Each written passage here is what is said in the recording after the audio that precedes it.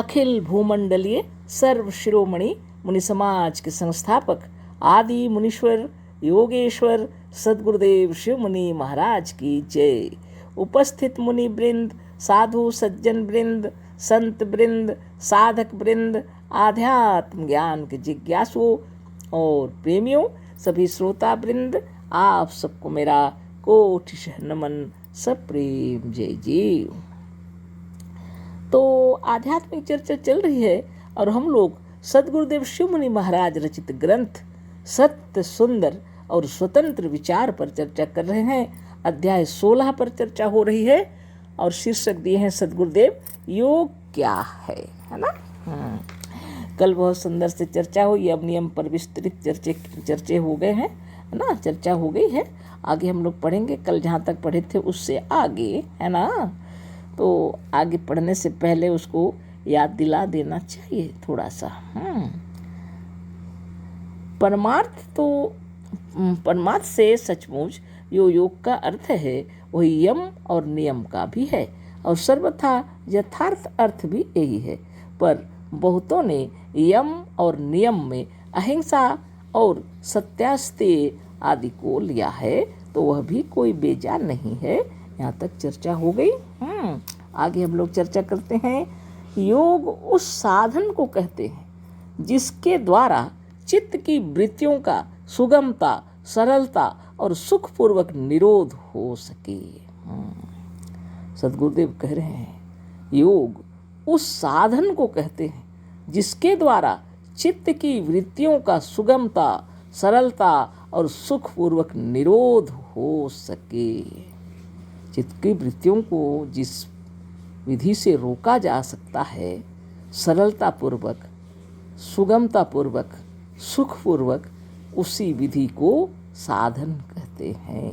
योग उस साधन को कहते हैं जिसके द्वारा चित्त की वृत्तियों का सुगमता, सरलता और सुखपूर्वक निरोध हो सके। तो सद्गुरुदेव शिव मुनि महाराज जो योग साधन बतलाए हैं हम लोगों को, जो प्रणव मंत्र बतलाए हैं हम लोगों को, जो शुभ भावना बतलाए हैं, जो शिवहम के मंत्र बतलाए हैं, ये सभी सरलता और सुगमता से सुखपूर्वक हमारी वृत्तियों को स्थिर कर देते हैं, रोक सकते हैं, है ना। बहुत बड़ी बात है।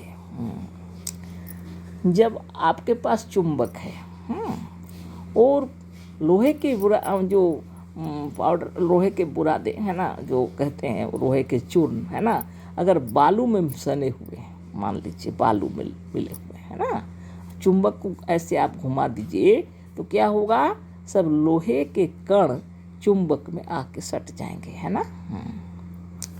तो सद्गुरुदेव जो साधन पद्धति बतलाए हैं ये सीधे आपको स्वरूपस्थ करने की ओर ले चलते हैं, है ना। आप सर्वप्रथम शौच से निवृत्त हो रहे हैं। सवेरे उठते साथ आपकी एक ही विचार है कि हम स्वस्थ और निरोग हो जाएं।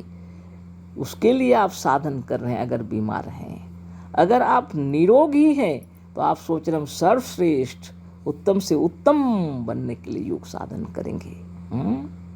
सर्वश्रेष्ठ बनने के लिए आप उठ रहे हैं सवेरे, तपोबल से अपने शरीर को स्वास्थ्य, निरोग, निर्मल, निरामय बनाने के लिए, है ना। और विश्व में आए हुए हैं जब, तो आनंद विभोर रहने के लिए। तो आप योग करने के लिए जब उठ रहे हैं, सवेरे जब जग रहे हैं, तब आपके हृदय में ये वृत्तियाँ उत्पन्न हो रही हैं। सोचिए कितनी खूबसूरत वृत्तियाँ हैं, है ना जो आपको चारों दिशाओं से अपनी ओर ला रहे हैं।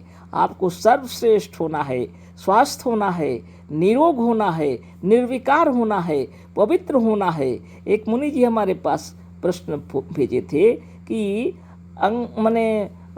वंशानुगत जो बीमारियां होती हैं, वंशानुगत वो बीमारियां योग से ठीक हो जाती हैं। अवश्य ठीक हो जाती हैं मुनि जी, है ना। इसलिए योग साधन कीजिए।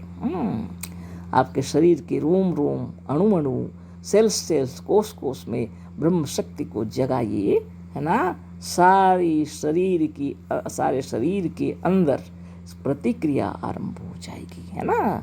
इसलिए सर्वप्रथम सद्गुरुदेव प्रणव मंत्र के साथ, शुभ भावना मंत्र के साथ आँखों को बंद करने के बाद अपने ध्यान में मग्न होकर 18वें चक्र का भेदन सिखलाए। इसी में चक्र चक्र पर स्थिर होकर के आपको चलना पड़ता है ना। और मंत्र भी शिव हम का जाप स्थिर होकर जहाँ ज़रूरत है, जैसा ज़रूरत है, यहाँ हम विस्तार से नहीं बताएंगे क्योंकि हम लोग का अधिकार नहीं है। ऐसा मैंने प्रत्यक्ष में सबके सामने नहीं कहा जाता, ये योग के क्लास में होता है ना। जो भी विद्वान है वो तो समझदार है ना। तो इसलिए आप उसी विधि से योग साधन कीजिए जिस विधि से सद्गुरुदेव बतलाए हैं। वंशानुगत बीमारियां भी नष्ट हो जाती हैं ना। शरीर का कैंसर समाप्त हो जाएगा, चाहे वह कोई भी कैंसर हो, चाहे ब्लड कैंसर हो, चाहे हड्डी का कैंसर हो, चाहे चर्म का कैंसर हो, चाहे हार्ट का, शरीर का किसी भी तरह का, है ना। उसी विधि से प्रणव कीजिए जैसे सद्गुरुदेव बतलाए हैं और उन्हीं मंत्रों को जपिए जो सद्गुरु बतलाए। आप कोई दूसरा मंत्र जपना बंद करके केवल उसी मंत्र को, हम तो कहते हैं एक ही लाइन को ही जपिए ना। सारा मंत्र अगर नहीं आता तो एक ही लाइन को ही जपिए, बारंबार जपिए, है ना। जब जब उसके हृदय, उसके मैंने अर्थों को आपके हृदय में अपने आप जब अनुभव करने लगेंगे तो हृदय आनंद विभोर हो जाएगा, बीमारियां छू मंत्र हो जाएंगी, है ना। अंधेरा चाहे जितना ही गहरा क्यों न हो, जितना ही घनीभूत क्यों न हो, लाइट जलाते ही अंधेरा दूर होने लगता है। अब जितना पावर उसमें आपका है उतने पावर से अंधेरा दूर होगा, है ना। ठीक है। तो आगे हम लोग बातें करते हैं। ये बातें ऐसी हैं, गुरुदेव की वाणी है ना, स्थिर रहा नहीं जाता। 2 लाइन पढ़ते हैं कि नहीं, दिमाग चलने लगता है अपने आप, है ना। तो योग उस साधन को कहते हैं जिसके द्वारा चित्त की वृत्तियों का सुगमता, सरलता और सुखपूर्वक निरोध हो सके।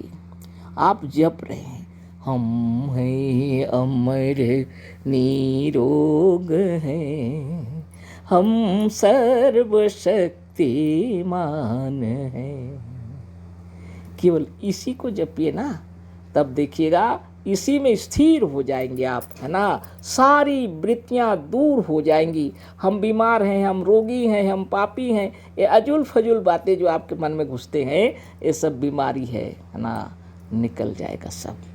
ये वंश से हमारे शरीर में बीमारी, ये सब निकल जाएगा, है ना। आत्मबल, मनोबल, ज्ञान बल, योग बल प्रज्वलित होकर के आपके हृदय को शांति प्रदान करेगा, है ना। सबसे बड़ी शक्ति है आपके अंदर, और उस परम शक्ति के अंदर इतनी बड़ी शक्ति होते हुए भी छिपी हुई है। सूर्य इतना प्रचंड तेज वाला, है ना, लेकिन अगर कुहासा छा जाए, बादल छा जाए तो वो दिखलाई भी नहीं पड़ता, है ना।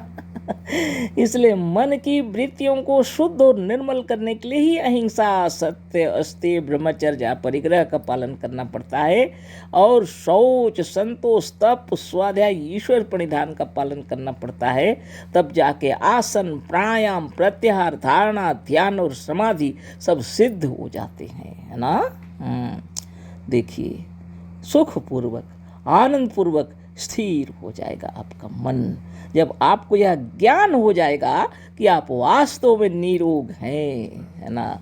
जब तक आपके मन में ये वृत्तियाँ उत्पन्न हो रही हैं कि हम रोगी हैं, हम मरीज हैं, हम माने कमज़ोर हैं, हमारे तकलीफ़ हैं, दुनिया भर की बातें आप सोच रहे हैं, इन सब से दूर होना है तो जैसे सद्गुरुदेव बतलाए हैं उस मंत्र को जपिए और प्रणव कीजिए, है ना। प्राणायाम कीजिए, चक्रभेदन कीजिए। किसी अच्छे मुनि समाज के जो अच्छे योगी हैं उनके पास जा कर के बैठ कर साधन शिक्षा ले लीजिए, है ना। इस ब्रह्मांड में, इस सकल सृष्टि में यदि कोई बीमारी है तो वह बीमारी आपको छू नहीं सकती सद्गुरुदेव की कृपा से, है ना। सद्गुरुदेव शिव मुनि महाराज की जय, जिन्होंने आत्मा को परम शक्ति, प्रचंड शक्ति बतलाए हैं, और उसी शक्ति से सारा विश्व ब्रह्मांड जितना जो कुछ आप देख रहे हैं सब दिखलाई पड़ रहा है। उसी अंतःकरण के अंतर्गत आपके हृदय में जो वृत्तियाँ उत्पन्न हो गई हैं, हम बीमार हैं, उसको हटाने के लिए आपको योग करना पड़ेगा। बिना योग से ये वृत्तियाँ कैसे हटेंगी। और ये जो वृत्तियाँ हैं इनको हटा करके आपको उन वृत्तियों को एकाग्र करना है, जिस माने इकट्ठा करना है या एकाग्र करना है या रोकना है, जिससे आप स्वरूप में स्थित हो जाएंगे, आपके सच्चे स्वरूप में स्थित हो जाएंगे। सोचना नहीं पड़ेगा, सदगुरुदेव मंत्र ही लिख करके चले गए हैं, है ना। तो आगे फिर पढ़ते हैं, है ना। अब देखना यह है कि हिंसकों, चोरों, झूठों और लालची लोगों का चित्त एकाग्र हो सकता है या नहीं। सदगुरुदेव लिखे क्वेश्चन विराम लगा के। अब आप विचार कीजिए, जो हिंसा करते हैं, चोरी करते हैं, झूठ बोलते हैं, लालची हैं, ऐसे व्यक्ति का चित्त एकाग्र हो सकता है या नहीं। आप सोचिए, है ना, कैसे चित्त एकाग्र होगा। किसी को गाली दे दिए, बहुत जोर रो पड़ा और आप साधन करने बैठे हैं, क्या तकलीफ महसूस होगी। अंतरात्मा आपको कच उठने लगेगा। ऐसा बोलना चाहिए था, ऐसा गाली देना था, किसी को रुला दिए आप, हाँ, बहुत दुख महसूस होगा, है ना। क्योंकि आत्मा बहुत शुद्ध है, निर्मल निरामय है। चोरी कर ली है आपने किसी की चीज़ें, अब कैसे स्थिर हो सकते हैं। झूठ आपने बोल दिया किसी को और सत्य का पता चल जाएगा तो चिंतित हो गए आप, लालची हो गए हैं आप, मन विचलित हो रहा, चित्त एकाग्र कैसे होगा, है ना। धन्य आत्मा, कल फिर बातें करेंगे। अशीष धन्यवाद, कोटिशः नमन। सदगुरुदेव शिव मुनि महाराज की जय। सप्रेम जय जी।